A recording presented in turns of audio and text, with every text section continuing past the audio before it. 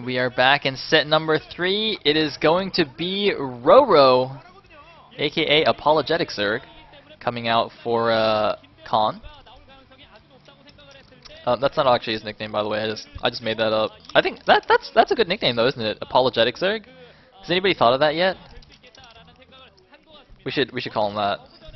Anyway, he's going to be playing against Stats on Outlier, so have no fear, guys. We're not going to have Flash wasted on RorO. Don't worry.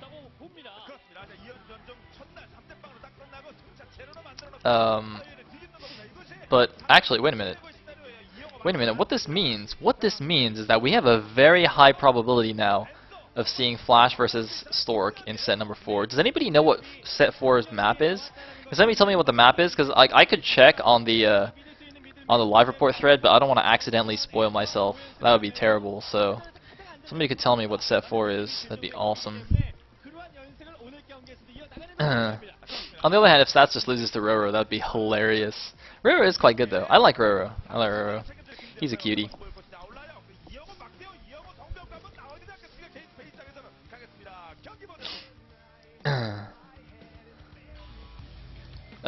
Oh, Kit says it's gonna be Ground Zero.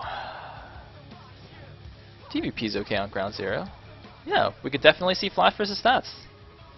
Nice.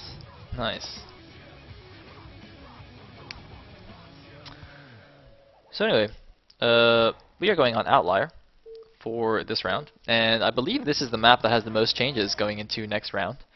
I don't know if the changes necessarily mean we'll see more Terrans on this map. I mean, they shifted the third base closer to the natural, but hold on, I actually have the little summary thing up right now. Let me have a look. Okay, it looks like Neo Outlier. Oh, they did change the minerals of the 12, so there's no longer a positional imbalance in PvP, so that's good. Third shifted closer to the natural, and looks like they just reduced the number of mineral patches in the main and the natural by 1, which is not the biggest deal in the world.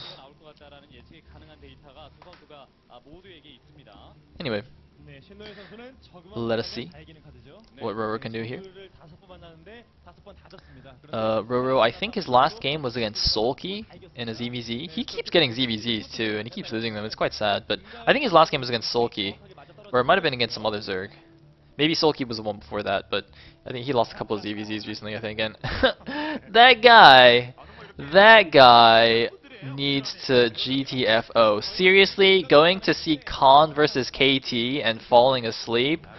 Oh my god, I'm gonna go back. I'm gonna go buy a ticket right now to Korea and go slap that guy. Seriously, come on, man.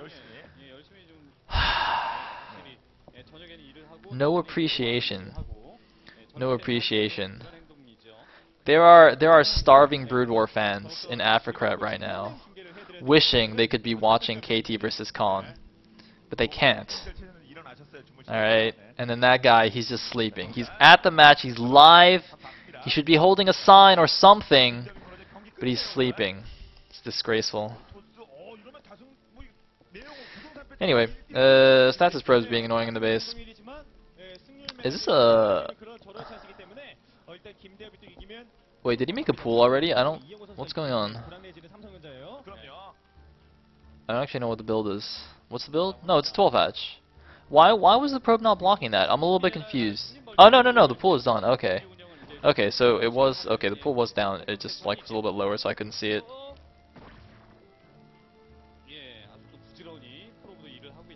Anyway. Looks like just 2 links being made. And it looks like am I lacking in mods again? That can't be right. Harem's in here. Harem, what are you doing? Harem, Pie's in here. You guys. Kit, you fell asleep at Pro League. How could you?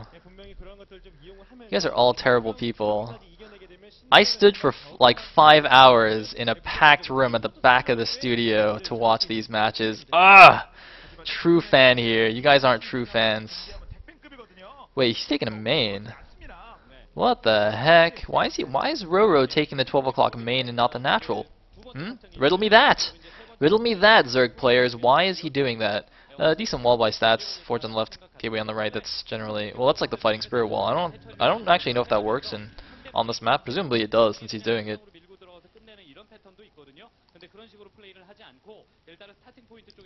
Anyway.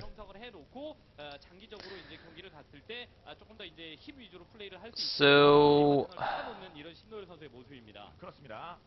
alright, I gotta stop getting distracted by the chat, but I'm still trying to think of a justification for taking a main and not the natural. Because it's like, it's harder to defend. I guess it has like one more mineral patch than the natural. Or no, I think it actually has two more. I think the main bases on this map have two more mineral patches than the natural, so does he have like some sick, you know, timing planned where he needs an extra 200 minerals that he's gonna get from that extra patch? Like, that's really weird. One thing that might happen though is like stats might scout the close third base and then the natural at the top at the 12, and if he doesn't see a base there, he might just like at either one of those he might just freak out and build like 5 cannons because he thinks it's a bust when it's actually not. Like it's like a semi-hidden base, but that seems like a little bit flaky as a reason. I'm not sure about that. But I guess we'll see though. We'll see. I'll have faith in RorO. Apologetic Zerg has earned my trust and respect. There's January, making I mean, given the the faces she usually makes, that's like a super normal mode.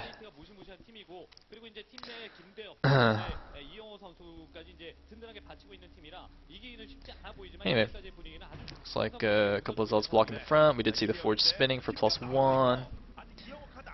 And looks like a probe guy gets taken down. Now presumably Stats still hasn't scouted the third base of RorO, but he's not showing any, you know, fear of a bust or anything. He's not. Oh wait, what is this? Is he gonna mine out that top left mineral? Is that why he took the main? Oh, interesting. Oh! I got it, guys. I know why he's doing this. Oh, this is actually really interesting. Okay, because basically a third base on this map for Protoss is essentially free. Stats can just mine out, you know, the minerals at the top of his main and then get that top left back expansion, right? But by taking the main base of the 12 and then mining that out, RorO can just like send units in there, and the fact that it's mined out is better for Zerg than for Protoss because of how like fast speedings are and how mobile like the Zerg army is compared to the Protoss. But actually, wait, no, now that I think about this a little bit more though, is the distance between that mineral patch and the main hatchery there actually shorter than the natural? Because it looks like the distance is actually about the same. So he could have actually still done this with the hatchery at the natural, right? I'm pretty sure you can still do that. Actually, now that I think about it, that doesn't make any sense because the distance is like the same. So that's like that. Okay, never mind. Nope, screw that idea. Scratch that. It still doesn't make any sense. Ah, damn, I was so close. Almost had the answer, guys, but nope. Looks like I didn't. And RorO's now going to take the top right island. It's a very curious expanding pattern. Oh, I think the Corsair saw the creep. Did it see the creep? I'm pretty sure it saw the creep.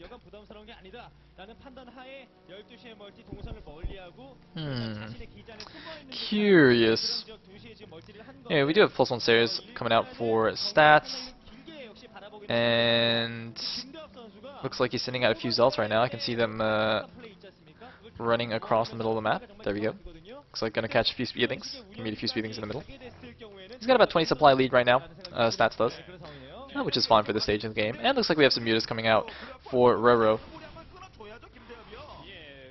And you see, this makes it even stranger that he took the 12 o'clock main. So I guess there's two arguments here. You could say, oh, the 12 o'clock main is like as far away by ground as possible. Well, I guess by air as well from Stats' base. So like you can take advantage of the mobility of Muta Ling and, you know, just take a really far away base. On the other hand, you can't make a good Sim City at that base. Whereas, so like you can't. I mean, he's trying, as you can see, like he's making some sunkens in the mineral line, but the Sim City there is not going to be great compared to what you most likely could have done at the natural. So I think it actually would have been better to take a natural and just have like a really nice SimCity with Sunkens to defend any kind of Zealot counterattack. But that is my opinion. Anyway, it looks like we are going to have a Zealot Archon Corsair attack here from stats. So we're gonna have to rely on making a bunch of Sunkens. I'm a little bit. I mean, stats must know about the 12 o'clock now, right? But he's not attacking it though. He's just going straight for the natural. Now it could be because the distance is shorter, but I don't know. I feel like if he attacked the 12 o'clock now, he could kill it quite easily. I mean, this is a nice SimCity here at the natural. A bunch of Lings coming out here. There's 3 Sunkens there. I don't think this is going to work at all. Meanwhile, Archon is not even doing anything useful. Oh, well, actually, the Zealots are now closing with the Sunkens. There's no more Lings and Hydras. Is RorO going to have enough to defend a huge Archon hit on the Corsairs, or on the Mutas, rather? And actually, it looks like it wasn't quite enough for RorO. RorO is getting busted here at his natural. And we will not get to see what the point of taking the 12 o'clock was, because he is just going to die now. It looks like the Hydrodin is actually under attack. He's going to be able to only make Lings and Mutas, and neither one of those is very good against Archon, Zealot, Corsair. So RorO is completely dead, even though that was really weird, because that did not look like a very well controlled attack from stats. GG from RorO. I mean, his Archon was just, you know, screwing around to the back, and there was a nice block from RorO, but it just wasn't enough. And stats pulling it back for KT. We are gonna see a set 4. Is it gonna be Stork versus Flash?